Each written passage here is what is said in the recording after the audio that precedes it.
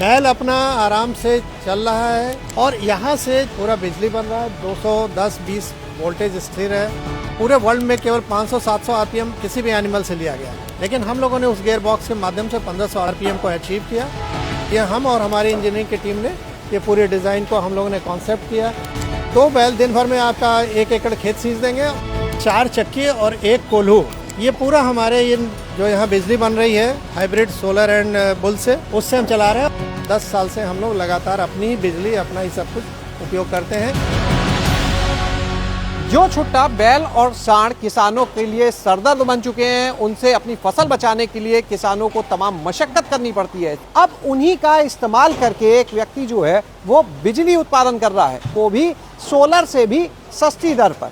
हम पहुंचे हैं लखनऊ के सिद्धपुरा गांव में और ये नज़ारा सबसे पहले आप देखें, जहां पर इन्हीं छुट्टा गोवंश की मदद से बिजली तैयार की जा रही है। और इस बिजली का जो इस्तेमाल है वो ना सिर्फ इस जगह को रोशन करने के लिए हो रहा है, बल्कि उसके साथ में आटा चक्की भी यहाँ पर चलाई जा रही है। पानी का जो पंप है उसको भी इन्हीं की मदद से चलाया जा रहा है।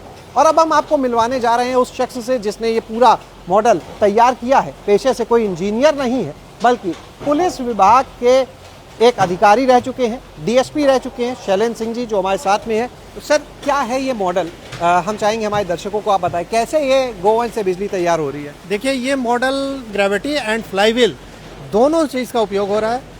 बैल अपना आराम से चल रहा है, नॉर्मल स्पीड में खाना खा रहा है, चारा आगे डाला है उसे चारा खा रहा है, और यहाँ से पूरा बिजली बन रहा है। 210-20 वोल्टेज स्थिर है, उससे पंप चल रहा है। इसको हम 1 बैल और 2 किलोवाट सोलर के साथ हाइब्रिड किए हैं, तो 10 किलोवाट पर आवर हमको मिल रहा है। ऐसा कैसे होता है जब एक बैल से 5 किलोवाट है? अगर आपने 2 किलोवाट सोलर लगाया तो उसकी क्षमता तो फिक्स है, तो ये 7 की जगह 10 कैसे? ये हमारा गियर बॉक्स की वजह से हुआ है, और सोलर से जो हल्का थ्रस्ट मिल रहा है तो बैल की एफिशिएंसी बढ़ जा रही है। तो जो हमको 7 किलोवाट मिलता था अब वो 10 किलोवाट हो गया है। और पूरे वर्ल्ड में केवल 500-700 आरपीएम किसी भी एनिमल से लिया गया, लेकिन हम लोगों ने उस गियर बॉक्स के माध्यम से 1500 आरपीएम को अचीव किया।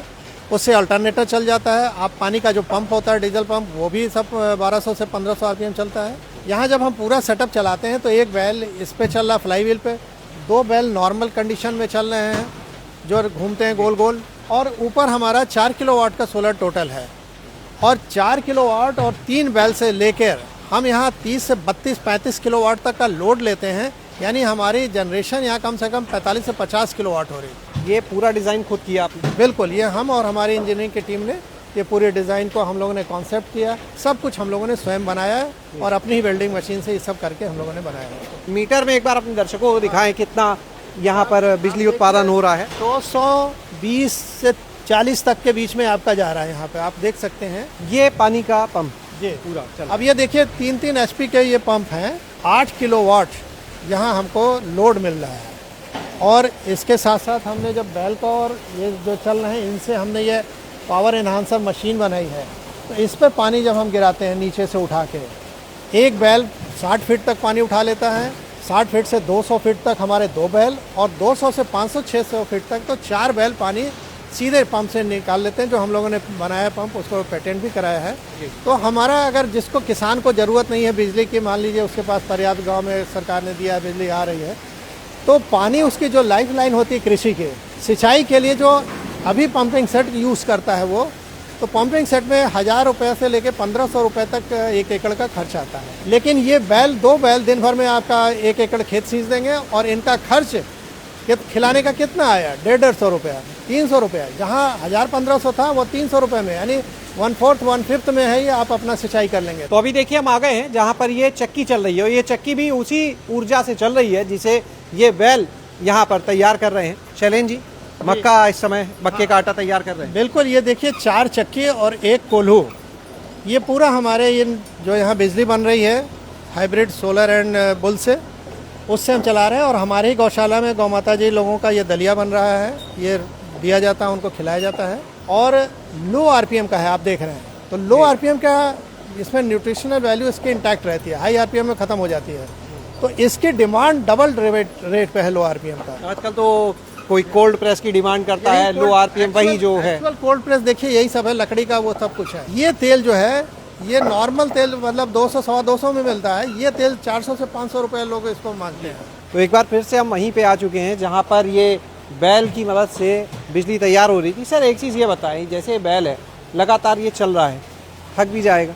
हाँ बिल्कुल, एक बैल जो ये हम लोगों ने फ्लाईव्हील का दे दिया सिस्टम, 2.5 से 3 घंटे बहुत आराम से चलता है। और इसके बाद आप दूसरा बैल लगा दीजिए और ये एनर्जी इतनी सस्ती है कि 1.5 रुपये से भी नीचे आ रहा है। जब हम इसके गोबर गोमूत्र का भी उपयोग कर रहे हैं बायोडाइजेस्टर से, जो आप सोलर 2-2.5 रुपये में बन रहे हैं, उससे भी सस्ती है। खर्चा कितना बढ़ता है, खर्चे की भी बात करें जो खर्चा, अब जैसे 1 मेगावाट की हम बात करें लगाना है तो लगभग 4 से 5 करोड़ के बीच में सोलर भी लग रहा है।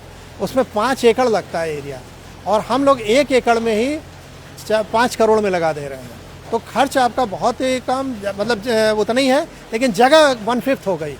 और उसका प्रोडक्शन जो है, आपका जो आउटपुट आ रहा है हमारे बिजली का, वो 3,500 की अपेक्षा हमको 12,000 यूनिट मिल रहा है। इस पूरे फार्म की जो बिजली का उत्पादन है वो इन्हीं से हो रहा है? हाँ, मेरा फार्म आप देख लीजिए, गांव यहाँ से 1 किलोमीटर दूर है और कोई बिजली कनेक्शन नहीं है। तो हमारा 10 साल हो गया इस फार्म पे। 10 साल से हम लोग लगातार अपनी ही बिजली, अपना ही सब कुछ उपयोग करते हैं। इसकी बैटरी का भी इंतजाम होगा स्टोरेज के लिए? इसको हम स्टोरेज भी कर लेते हैं, और एक बैल हमारा 6-7 बैटरी भी चार्ज कर देता है। बिजली बेचने की दिशा में अगर बात करें, क्या अभी स्थिति चल रही है और दूसरे लोगों के सेटअप पहुंचे उसके लिए क्या कर रहे हैं? मैं इसीलिए गवर्नमेंट से अपील कर रहा हूं आपके माध्यम से कि गवर्नमेंट इस पर सब्सिडी करके, और जो किसान मेला लगाती है ब्लॉक स्तर पे, वहाँ से पायलट प्रोजेक्ट के रूप में किसानों को देना शुरू कर दें। तो किसान इसको समझने लगेंगे। वो जो बिजली एक्स्ट्रा बनेगी वो ग्रिड में चली जाएगी।